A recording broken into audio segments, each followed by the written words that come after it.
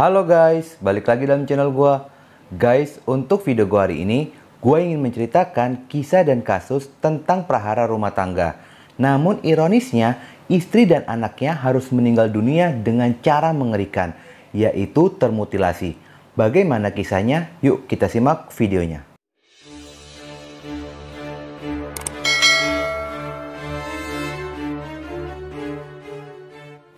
Norva Zerabidin adalah seorang wanita cantik yang berasal dari negara Malaysia, berusia 27 tahun. Dia merupakan anak dari pasangan Ibu Fatimah Latif dan Bapak Bidin. Sebelumnya, Norva Zera pun telah memiliki suami bernama Abdullah.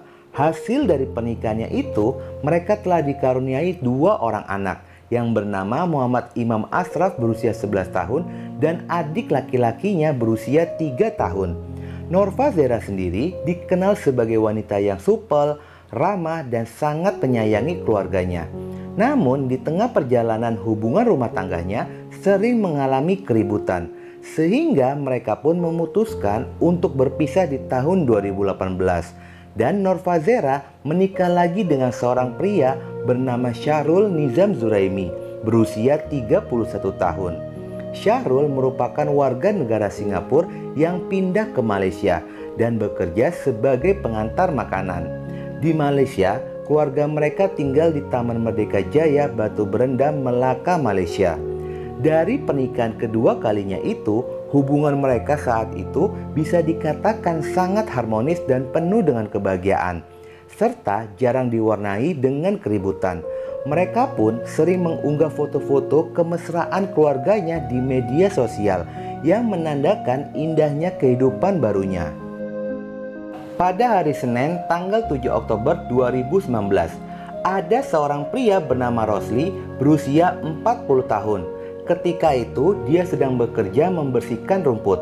Tiba-tiba dia mencium aroma tidak sedap yang sangat menyengat.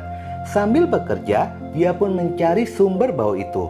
Karena tidak menemukan adanya sumber bau, dia pun menyangka jika bau itu pun berasal dari tubuh hewan yang sudah mati. Hari pun terus berlalu dan berganti. Seperti biasa, tepatnya pada hari Kamis tanggal 10 Oktober 2019, sekitar pada jam 16.00. Dia melanjutkan pekerjaannya dan bekerja membersihkan rumput di kawasan hutan ladang perindustrian Krubong.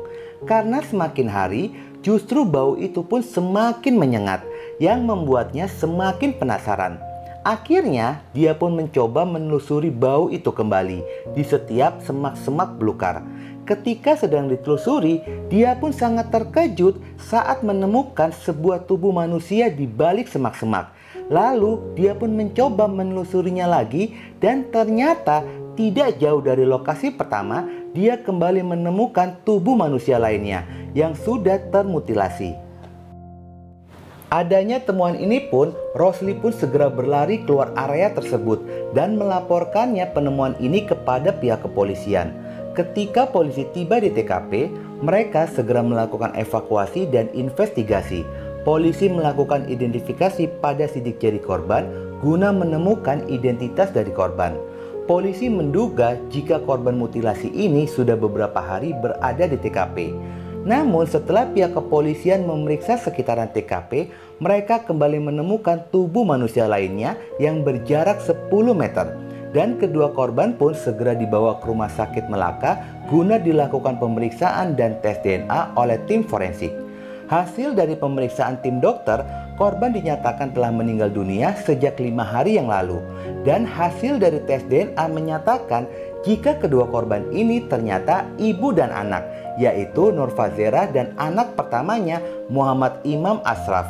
Terungkapnya identitas dari korban, polisi langsung bergerak cepat untuk menangani kasus ini dan memulai penyelidikan.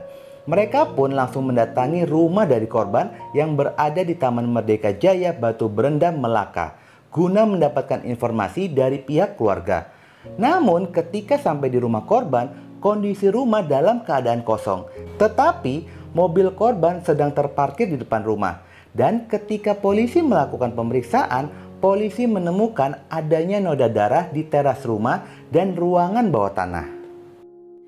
Adanya hal ini pun menjadi titik terang jika kejahatan berawal terjadi di dalam rumah, dikarenakan polisi tidak menemukan adanya suami dari korban yang membuat polisi Malaysia berkoordinasi dengan pihak kepolisian Singapura, dikarenakan Syahrul merupakan warga negara Singapura.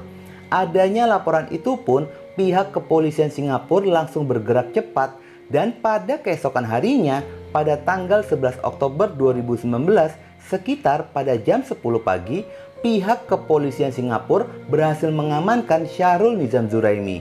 Syahrul diduga menjadi pelaku kejahatan ini dan melarikan diri ke Singapura. Ketika diinterogasi oleh pihak kepolisian, Syahrul akhirnya mengakui semua perbuatannya. Dia mengatakan jika dia tega menghabisi nyawa istrinya sendiri dikarenakan kesal dengan perilaku korban. Sementara pelaku sebenarnya tidak berniat melakukan kejahatan kepada anak tirinya. Tetapi pada saat itu anak tirinya melihat kejadian tersebut dan membela ibunya. Akhirnya pelaku pun terpaksa melakukan hal yang sama. Semua ini bermula pada hari Minggu tanggal 6 Oktober 2019 pada pagi harinya. Setelah korban terbangun dari tidurnya, dia pun dikejutkan dengan kejutan ulang tahun yang diberikan oleh suami dan anak-anaknya. Kemesraan foto mereka diunggah melalui akun Facebook milik dari pelaku dengan mengucapkan selamat ulang tahun ke-27 serta doa untuk istrinya. Kemudian sekitar pada jam 21.00 malam harinya, korban menemui pelaku dan meminta waktu untuk berbicara. Pada saat itu, korban mengatakan jika dirinya merasa belakangan ini dijauhi oleh pelaku. Sikap dari pelaku sangat berbeda yang membuat dirinya sangat kecewa dan merasa jika suaminya telah berselingkuh.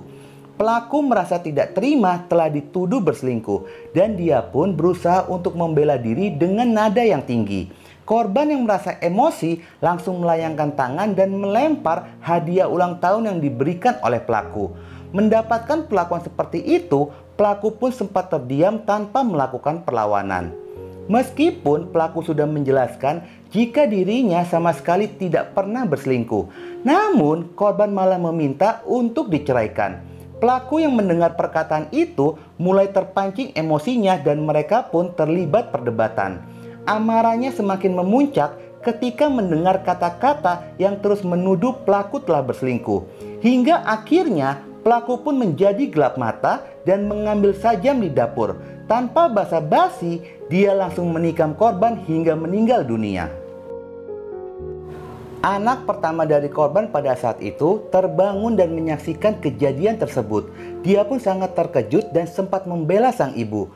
Namun karena pelaku ini takut jika anak tirinya menjadi saksi mata, anak itu pun ikut diperlakukan yang sama dengan korban pertama hingga kehilangan nyawanya. Dan beruntungnya putra bungsu dari korban ini selamat dikarenakan sedang tertidur di dalam kamar. Sekitar pada jam 1 malam setelah menghilangkan nyawa istri dan anak tirinya, pelaku pun melakukan hal yang mengerikan. Lalu memasukkan tubuh korban ke dalam tas, kemudian pelaku meletakkannya ke dalam mobilnya dan berencana untuk membuangnya di lokasi penemuan itu. Setelah pelaku melakukan aksinya, dia pun menitipkan anak bungsunya itu ke rumah mertuanya, lalu melarikan diri ke rumah orang tuanya yang berada di Singapura. Sesampainya di sana, pelaku akhirnya mengakui perbuatannya di depan keluarganya dengan penuh kecemasan dan rasa penyesalan. Ketika mendengar pernyataan tersebut, ayah dari pelaku pun menyuruhnya segera menyerahkan diri kepada pihak kepolisian. Namun pelaku masih membantah dan menolaknya dan meninggalkan rumah hingga akhirnya dia pun ditangkap oleh pihak kepolisian Singapura. Pada tanggal 16 Desember 2019, kasus tersebut diproses di persidangan Mahkamah Magistrate Melaka. Ketika berjalannya persidangan, pelaku tanpa didampingi oleh pengacara. Sementara ibu korban yang bernama Fatimah selalu hadir di sana dan menyaksikan persidangan. Dan kini atas perbuatannya, pelaku Syahrul Nizam Zuraimi didakwa berdasarkan bagian 302 KUHP dengan hukuman mati. Padahal kalau melihat luarnya, kelihatan baik banget ini pelaku. Ternyata di balik itu semua ada jiwa predator yang sangat mengerikan. Apalagi ada anak-anak yang ikut menjadi korban. Semoga korban diampuni segala dosanya dan diberikan surga kelak di akhirat nanti. Oke guys, sekian dulu video gua hari ini dan jangan lupa ikuti terus video gua. Oke?